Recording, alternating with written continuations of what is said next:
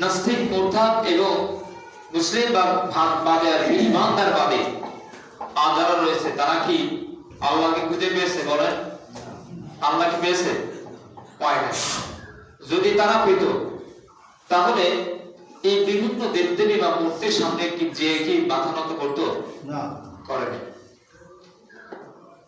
অর্থাৎ আল্লাহকে যে আমরা দেখি না, তার মানে কি এটা প্রমাণ হয় যে আসলে আল্লাহ নাই? কথা বলেন, অবশ্যই আছে। ছোট্ট একটা উদাহরণ দিয়ে সামনে আগে, সেটা হলো যে আগে মুরব্বীরা যারা ছিল তাদের অনেকের বাড়িতে 3, 4, 5 কিলো 10 কিলো দূরে যে টিউবওয়েল থাকতো। তারা প্রত্যেকের বাড়ি বাড়ি এখন যেভাবে টিউবওয়েল এভাবে কি ছিল? আগে ছিল না। প্রত্যেকের বাড়ি একটু মাইট বা ডাবর এরকম ভর্তি পানি থাকতো, তাই না? এখনো কয়রা, ব্যাঙ্গেসা বিভিন্ন যে সময় অঞ্চলে বৃষ্টি পানির অভাব, সে অঞ্চলে গেলে এগুলো দেখা যায়। তাই মহিলা করছে কি, ওইরকম বড় একটা ড্রাম ভর্তি করে পানি রাখছে এবং ঘটনাক্রমে ওনার যে একটা পুত্রবধূ হয়েছে, খাটো পুত্রবধূ হয়েছে কি, এরকম একটা লোক খাটো আছে না? আছে। ঘটনাক্রমে ওনার পুত্রবধূ হয়েছে কি, খাটো। এখন ওনার পুত্রবধূ বলছে কি যে তুমি ড্রাম থেকে 1 কলস পানি আনো, রান্না করতেছে দুপুর বেলাতে 1 কলস পানি আনো। এখন উনি ওই পানি আছে কি না এই ড্রামটা পড়বে দেখতেছে, এই নাহিদটা করে ড্রাম রোধ করে। কথা বুঝতেছেন? এখন পড়ে যাওয়ার পরে এখন উনি চিন্তা করতেছে যে নাহিদটা পড়ে গেছে, এই কথা যদি আমার কই তাহলে তো আবার বেশি কথা বলবেন, আবার বকবেন। অর্থাৎ নিজে খুব চেষ্টা করলেন ওর ভিতরে হাতে টেপাতে পাওয়া যায় কিনা। যদি পাওয়া যায় তো নিয়ে নাকে লাগাই দিলাম, তো ঝামেলা সেরে। খুব চেষ্টা করলেন কিন্তু পালেন না। এবার আমার শাশুড়ি বলছে, তোমার নাক খুব কই? বলছে, আমার ড্রামে পানি আনতে গেছি যখন তখন পড়ে গেছি। তো বলছে, ঠিক আছে তাহলে ড্রামের নিচে হাত দাও, নিশ্চয় তলে আছে, নিচে হাত দাও, দিলে তুমি নাক ফুল পাবা। এখন ও যাই খুব কুকুর হয়ে এরকম হাত ছাদ দিলেন, দেওয়ার পরও পালো না। কথা বুঝলেন? পালো না। এখন এসে বলছে, আমা আমি তো পালাম না। পাইলি না কেন? পাবো কি করে? ড্রামের তো তলা নেই। ড্রামের কি নেই? তলা নেই। কি কর? ড্রামের তলা নেই, তা পানি আছে? হ্যাঁ পানি আছে। তো পানি থাকলে তলা থাকে না, ঠিক। উনি বারবার বলতেছে কি তলা নাই। উনি এক পর্যায়ে উঠে আসে, চলো তো দেখি তলা আছে কিনা। তো এসে দেখে যে উনি হাতে ড্রামের তলে হাত দিয়ে না সেই আপনার যে নাকে সেটা আমলেন, এনে বলেন এটা তোমার থাক। তুমি যে বললে যে তলা নেই, তা তলা না থাকলে নাকপুর থাকলো কই? এখন উনি বলছে, আমি তো বহু খুঁজলাম, তো তলা থাক। উনি বলছে যে তলা ঠিকই আছে, কিন্তু তোমার নাগাল সেই পর্যন্ত। আল্লাহ তাআলা ঠিকই আছে, তোমার নাগাল সেই পর্যন্ত নাই। এই জন্য তুমি আল্লাহ পাও না, এই জন্য তুমি কবে তলা নাই। আসলে আছে, নাকপুর আছে, রব আছে, তার সৃষ্টি আছে, কিন্তু তুমি সেই পর্যন্ত যাও না, তোমার হাত অত দূর এখনো পৌঁছাচ্ছে না। এই জন্য তুমি আল্লাহ পাও না। এই জন্য বলো দেয়ার ইজ নো গড, যা দেখি না তা মানি না। কথা বুঝলেন? কিন্তু এটা মুসলমানদের থিওরি নয়। মুসলমানদের থিওরি হলো তামাম পৃথিবী সৃষ্টি করেছেন মহান আল্লাহ তাআলা। কে সৃষ্টি করেছেন বলেন? মুসলমানদের সৃষ্টির গবেষণা হলো যে এই যে বিশাল বিশাল লম্বা লম্বা যে নারকেল গাছগুলি আমরা দেখি, একবার কি চিন্তা করে দেখছেন নারকেলের ভিতরে পানিটা প্রবেশ করায় কি? সুবহানাল্লাহ। হয় না? ওর ভিতরে কি পানি কি প্রবেশ হয়? বলেন না।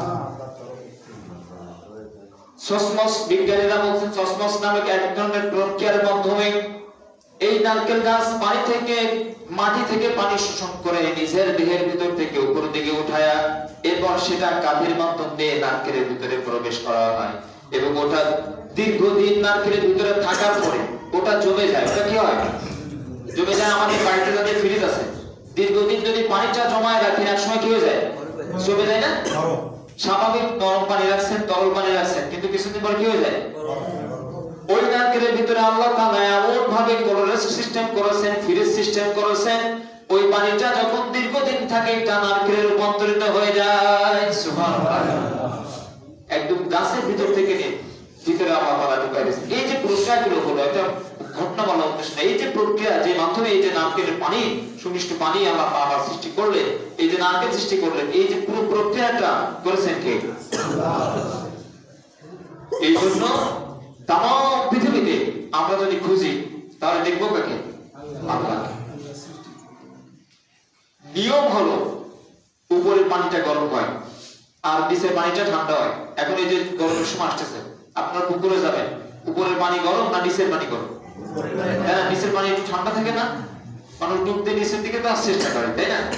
কিন্তু আল্লাহ তাআলা যদি তার পিছনে কাজ করে, কখনো কখনো রিফটাটাও হয়। নারকেল গাছ হচ্ছে সব থেকে উঁচু, অথচ সেই ডাবের পানি সব থেকে কি সুবহানাল্লাহ দিচ্ছে কারণ এটা আল্লাহ তাআলা কুদরত যদি কাজ করে, কখনো কখনো এমনও হয়। আল্লাহর নবী বিশ্বনবী মুহাম্মদ রাসূলুল্লাহ সকলে পড়ি সাল্লাল্লাহু আলাইহি ওয়াসাল্লাম যেদিন মেরাজে গমন করলেন, সেদিন বাইতুল হারাম থেকে নিয়ে বাইতুল মুকাদ্দাসে যখন আগমন করলেন, সম্মত হাজির খুব মনোযোগ সহকারে শুনেন, খেয়াল করেন আল্লাহ তাআলার কুদরত কিভাবে কাজ করে।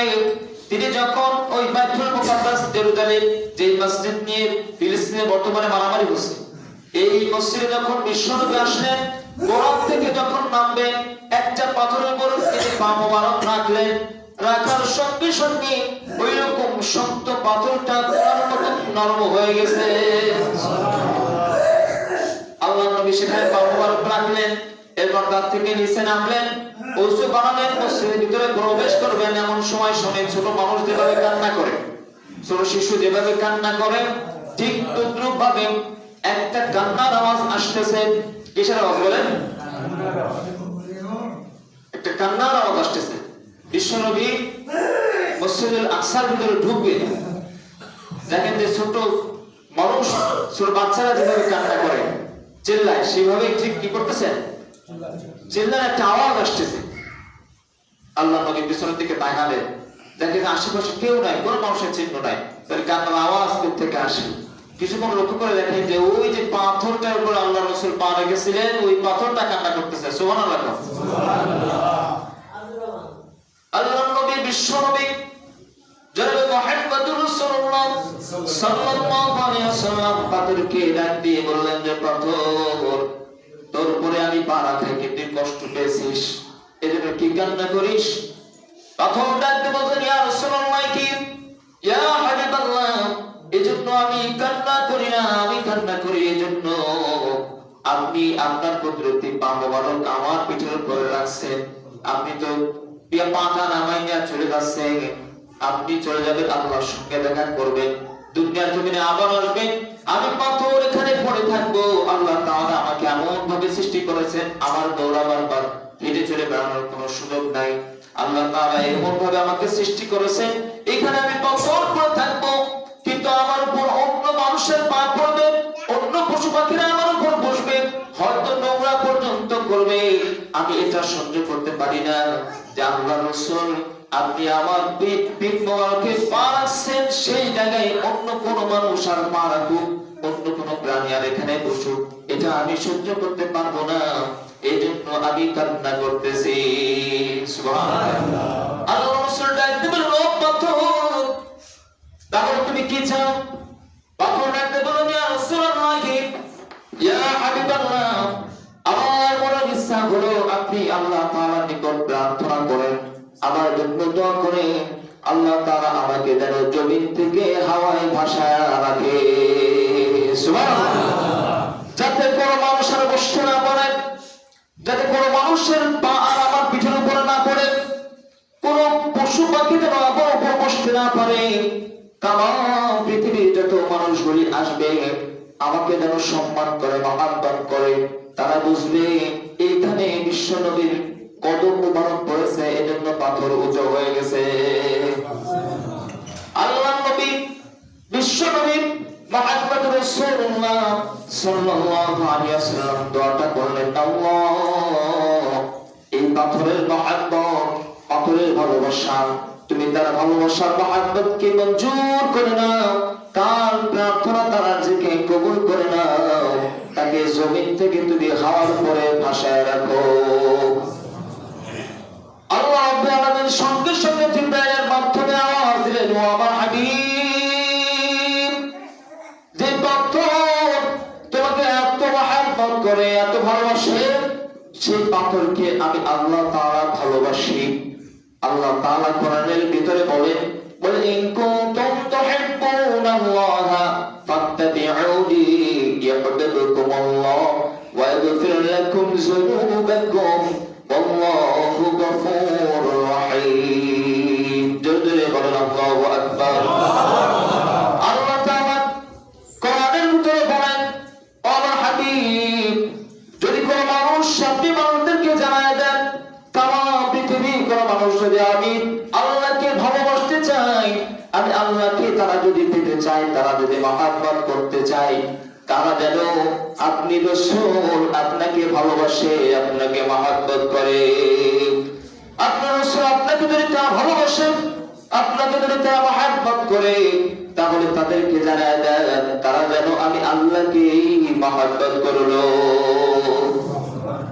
আল্লাহ তাআলা একদম বলো, আমার হাবিব, যে পাথর আপনাকে ভালোবাসে, তার মহব্বতে এতটা কান্না করতেছে, একটা আরজি করেছে, প্রার্থনা করেছে, পাথরকে জানায় দেন কিয়ামত পর্যন্ত পাথরকে আমি ভাসায় রাখবো। পৃথিবীতে যত মানুষ আসবে পাথরকে দেখবে, আল্লাহ আল্লাহ রাসূলকে যেভাবে মানুষ মহব্বত করে, রাসূলের পা মুবারক লাগার কারণে পাথরকেও আজীবন মানুষ এরকম সম্মান করবে। সুবহানাল্লাহ। যে কথা বুঝাতে মূলত আসছি, যে পাথরের মূল নিয়ম হচ্ছে নিচে থাকবে, কিন্তু যদি আল্লাহ তাআলা কুদরতের পিছনে কাজ করে, তো কখনো কখনো পাথর হাওয়ায় ভাসে। সুবহানাল্লাহ। সবাই হাজির, সামনে রমজান মাস আসতেছে। রমজানের কথা আমরা এরপর থেকে শুনবো ইনশাআল্লাহ। তো আল্লাহ রাসূল এই যে মিরাজে গেলে, যাওয়ার পরে আল্লাহ তাআলা আল্লাহ রাসূলকে হাদিয়া স্বরূপ 6 মাস রোজা দিলেন। কয় মাস? সংক্ষেপে বলি, কয় মাস রোজা দিলেন বলেন? আল্লাহ রাসূল তো মহাখুশি। কাউকে দিয়েছেন, কোন নবীকে দিয়েছেন একদিন, বছরে একদিন রোজা, কারো 2 দিন, কারো 10 দিন, এই পর্যন্ত ছিল। কিন্তু 6 মাস রোজা আল্লাহ তাআলা কোন নবীর উম্মতদেরকে দেন নাই, আল্লাহ রাসূলকে আল্লাহ তাআলা দিলেন। আল্লাহ রাসূল তো মহাখুশি। আপনারা ইতিহাস জানেন যে ওই যে মুসা আলাইহিস সালামের সঙ্গে দেখা হলো, মুসা আলাইহিস সালাম বললেন যে আমার উম্মতের বছরে একদিন। কয় দিন? কোন দিন? আশুরার দিন। মুসা আলাইহিস সালামের শরীয়ত ছিল আশুরার দিন একদিন রোজা বছরে, তাই আমার উম্মত রাখতো না। আর 6 মাস রোজা আপনার উম্মত কোনদিনও রাখতো না। আপনি কমায় নিয়ে আসেন, কমাইতে কমাইতে কমাইতে কমাইতে কয়দিন হলো? 1 মাস। তারপর আল্লাহ রাসূল অখুশি যে আল্লাহ তাআলা দিলেন 6 মাস, কমায় আমার 1 মাস। আল্লাহ তাআলা বলেন, হাবিব আপনি কষ্ট পেন না, আপনার কষ্ট আমি বুঝি। তো আপনার উম্মত যদি 1 মাস রোজা রাখে, তো 6 মাসের সওয়াব আমি আল্লাহ তাআলা দান করব। তো মুসা আলাইহিস সালাম কি কইল? নিজেদের কথা আসে। মুসা আলাইহিস সালাম 1 মাস শোনার পরও কি কইল মনে আছে না? কইল যে আরো কমায় আনেন, আপনার উম্মত ইয়াও পারবে না। ইয়াও কি পারবে না। আমি নিজের কথা, ইয়াও কি পারবে না, ও পারবে না, কমায় আনেন। কে জানেন? আল্লাহ নবী কি বললেন যে না, কমাতে কমাতে যতদূর কমেছে আর কমাতে পারবো না। কথা বুঝলেন? তো এখন আমার কাছে মনে হয়েছে ব্যক্তিগত ভাবে যে মুসা আলাইহিস সালাম আমাদের দেখছিলেন, এরপরে কইছিলেন যে তোমার উম্মত পারবে না। তা আমরা কি 1 মাস রোজা রাখতে পারবো ইনশাআল্লাহ? মুসা আলাইহিস সালাম কইছিলেন যে উম্মত পারবে না, আর আমাদের রাসূল বলল যে এসে কমাতে আমি পারবো না, এই পারবে আমার উম্মত। কথা বুঝলেন? এখন আমরা কোন কথাকে বাস্তবায়ন করব? মুসা আলাইহিস সালামের কথা না আল্লাহ রাসূল যেটা আনলেন সেটা? কোনটা? তাহলে রমজান মাসে আমরা যেটা দেখি যে রমজান মাসে পর্দা দিয়ে,